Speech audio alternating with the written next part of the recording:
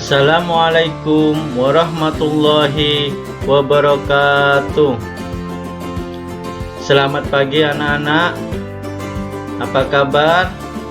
Semoga kita semua dalam keadaan sehat, kuat, dan tetap semangat untuk belajar walaupun masih dalam masa pandemi COVID-19.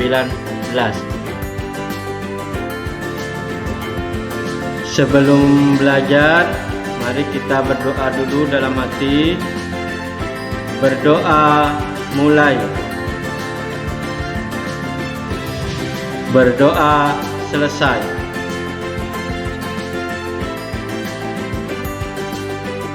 Anak-anak, hari ini kita masih belajar tema 8, daerah tempat tinggalku. Subtema 3, bangga terhadap daerah tempat tinggalku. Pembelajaran 1, 2, dan 3. Bersama saya, Bapak Madani.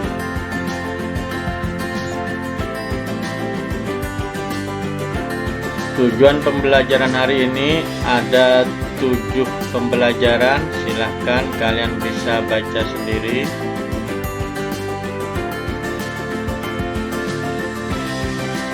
Pembelajaran 1, bangga terhadap daerah tempat tinggalku. Siti dan Lani bermain sepeda di taman dekat tempat tinggal mereka. Siti dan Lani bersyukur karena tempat tinggal mereka dekat dengan taman. Mereka bangga dengan lingkungan taman. Taman bersih, terbebas dari sampah. Saat bermain sepeda, Siti memboncengkan Lani. Tiba-tiba ban sepeda Siti bocor. Lani pun turun dari boncengan sepeda. Mereka akan membawa sepeda ke bengkel. Siti menuntun sepeda dan Lani mendorong sepeda dari belakang. Sepeda pun bisa bergerak maju. Itulah contoh hubungan gaya dan gerak benda. Bagaimana contoh hubungan gaya dan benda yang lainnya? Mari kita sama-sama saksikan video selanjutnya.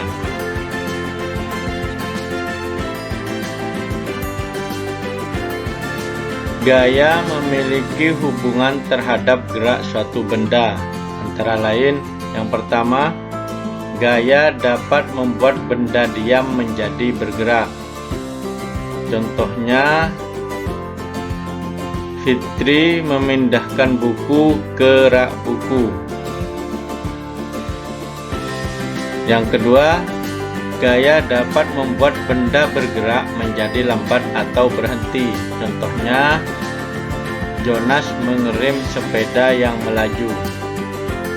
Yang ketiga, gaya dapat mengubah arah gerak benda. Contohnya, Ayah memutar arah mobil yang dikendarainya.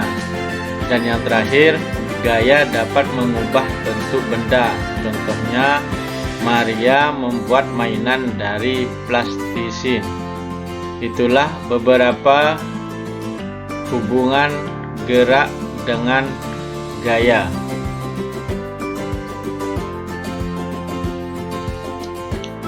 Menentukan peran tokoh dalam teks fiksi.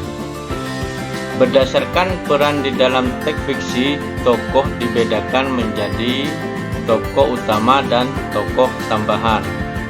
Tokoh utama adalah tokoh yang senantiasa diceritakan sepanjang cerita dan tokoh yang memengaruhi alur. Tokoh tambahan mendampingi tokoh utama dan hanya muncul sesekali dalam alur dan konflik cerita. Anak-anak, coba kalian baca sebuah cerita yang berjudul Angsa dan Telur Emas. Ada di halaman 127 buku siswa.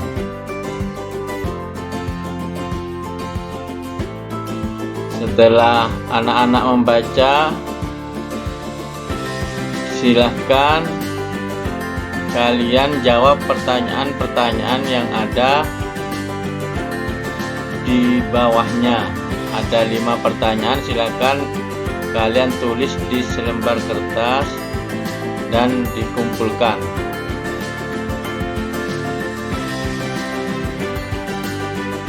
Pembelajaran 2. Aku bangga sekali dengan daerah tempat tinggal keluarga besarku, Yogyakarta. Di Yogyakarta ada kampung yang terkenal dengan kerajinan gerabah. Kampung itu bernama Kasongan. Kasongan terletak di Kabupaten Bantul, Daerah Istimewa Yogyakarta. Gerabah merupakan satu di antara karya 3 dimensi. Selain gerabah, benda-benda ukiran juga merupakan karya 3 dimensi. Apakah kamu dapat menyebutkan karya 3 dimensi lainnya? Dapatkah kamu menggambar benda 3 dimensi? Ayo kita belajar bersama-sama. Gambar adalah karya seni rupa 2 dimensi. Karya seni rupa 2 dimensi merupakan karya seni rupa yang memiliki ukuran panjang dan lebar. Sedangkan benda 3 dimensi memiliki panjang, lebar, dan tinggi, serta memiliki volume.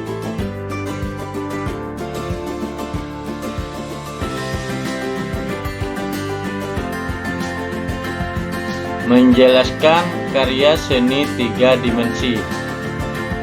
Karya seni 3 dimensi merupakan karya seni yang memiliki panjang, lebar, dan tinggi.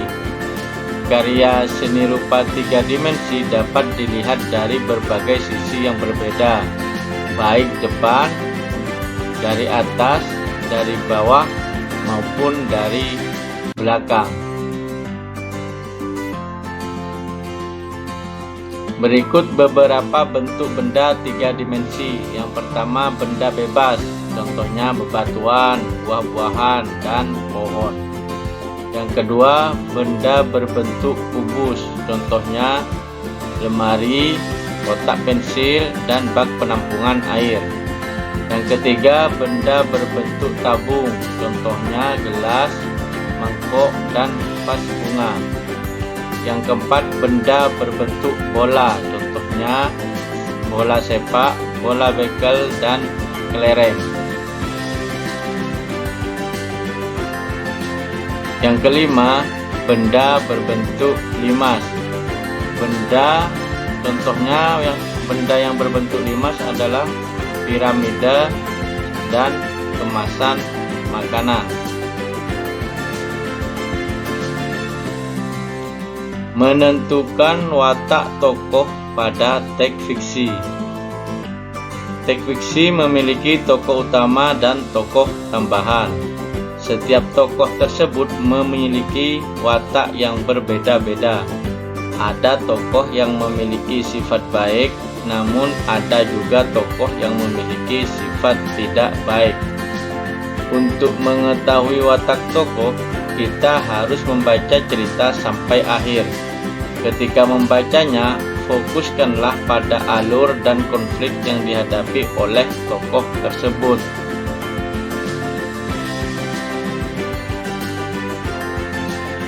Menjelaskan hubungan antara gaya dan gerak.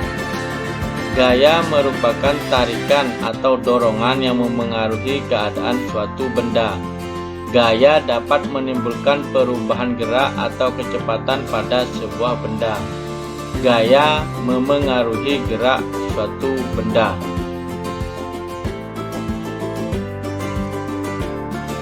Mengelompokkan tokoh dalam teks fiksi. Dalam teks fiksi terdapat tokoh utama dan tokoh tambahan.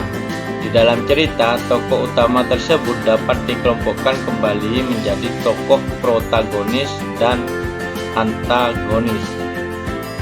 Tokoh tambahan hanya sesekali muncul di dalam cerita. Tokoh tambahan tidak mengubah alur cerita dan hanya menjadi pendukung dalam cerita. Kemunculannya pun lebih jarang dibandingkan tokoh protagonis dan tokoh antagonis. Menjelaskan sikap terhadap perbedaan karakteristik individu. Masyarakat Indonesia memiliki karakteristik yang beragam. Kita pasti memiliki tetangga yang berlainan suku bangsa. Setiap suku mempunyai karakter dan kebiasaan yang berbeda-beda. Namun, perbedaan karakter ini bukan penghalang terciptanya persatuan dan kesatuan.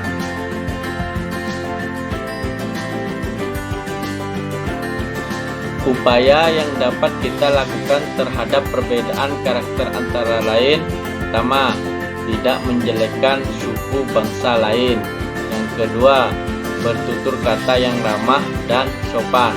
Yang ketiga, berteman dengan semua tetangga tanpa membedakan suku bangsa, serta menghargai kebiasaan mereka. Manfaat dari hadirnya perbedaan karakter antara lain: terciptanya kerukunan antar sesama, menambah wawasan keanekaragaman suku bangsa dan adat istiadat, serta menumbuhkan rasa persatuan untuk menjaga keutuhan NKRI. Mengelompokkan jenis-jenis pekerjaan. Jenis pekerjaan yang ada di masyarakat beragam. Namun, pekerjaan-pekerjaan tersebut dapat dikelompokkan menjadi dua, yaitu pekerjaan yang menghasilkan barang dan pekerjaan yang menghasilkan jasa. Pekerjaan yang menghasilkan barang merupakan pekerjaan yang memproduksi berbagai benda yang dapat digunakan untuk kebutuhan sehari-hari. Pekerjaan yang menghasilkan jasa merupakan pekerjaan yang tidak menghasilkan barang, melainkan menghasilkan jasa yang dapat dinikmati oleh orang lain. Nah, anak, silakan diperhatikan, manakah jenis pekerjaan berikut yang menghasilkan barang atau jasa? Ada dokter hewan, ada pramugari, petani bayam, guru, pengrajin gerabah, pengrajin batik, tukang pos, pedagang kue, pemandu wisata, buruh pabrik, kurator museum, dan penjaga pantai. Silahkan anak-anak pilih mana yang menghasilkan barang dan mana pekerjaan yang menghasilkan jasa. Mari kita bahas bersama-sama. Pekerjaan yang menghasilkan barang antara lain petani bayam, pengrajin gerabah, pengrajin batik, pedagang kue, buruh pabrik, dan pekerjaan yang menghasilkan jasa antara lain dokter hewan, pramugari, guru, tukang pos, pemandu wisata, kurator museum, dan penjaga pantai. Nah, kita sudah sampai pada kesimpulan pembelajaran. Silahkan anak-anak catat dari video tersebut yang kalian anggap penting.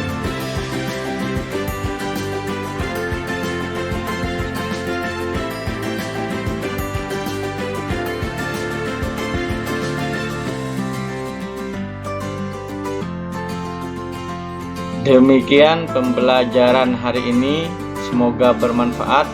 Tetap semangat belajar dan tetap patuhi protokol kesehatan. Terima kasih.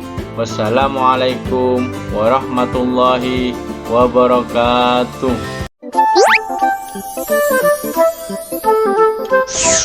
Halo sahabat Dikbud, di masa kebiasaan baru seperti sekarang ini, ingat selalu pesan ibu. Keluar rumah kalau penting saja ya nak. Ingat untuk selalu 3M. 3M itu mudah dilakukan dan bisa mencegah penyebaran virus corona. Menggunakan masker, mencuci tangan dengan sabun dan air mengalir, menjaga jarak. Sahabat Dikbud, kalau kamu sayang keluarga, jangan bawa virus ke rumah ya. Ingat pesan ibu, ingat 3M.